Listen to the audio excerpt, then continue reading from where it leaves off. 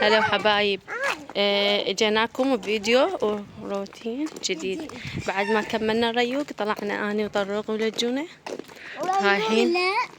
رايحين بمشروع. من نوصل نراويكم. بس احنا تخدينا تريقنا. قولين إذا أنتم جديدين لا تنسون اللايك والاشتراك وتفعيل الجرس. يلا ويانا.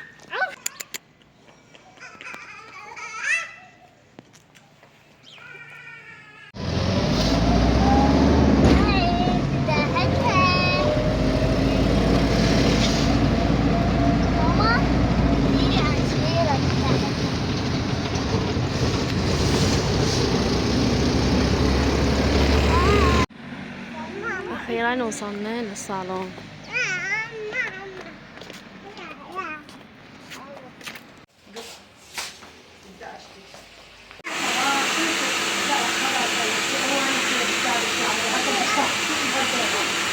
جزعانة من الجاتي، جزعانة من الجاتي، والله جزعانة، والله بالي يطلعني، هذا لون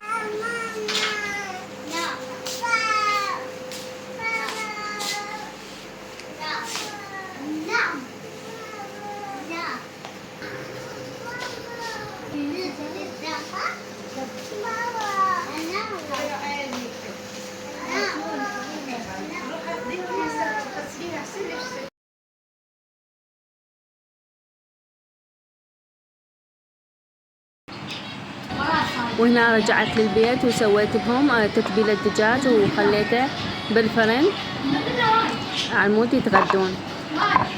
احط هاي الخلطة على الدجاج منقعته قبل ساعة بالملح وراح احط لها الخلطة.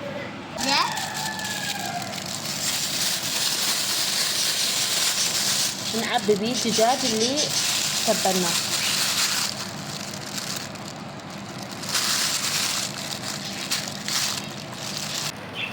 بعد ما خلينا الخضار والدجاج تبلناه راح نسده بهالطريقة.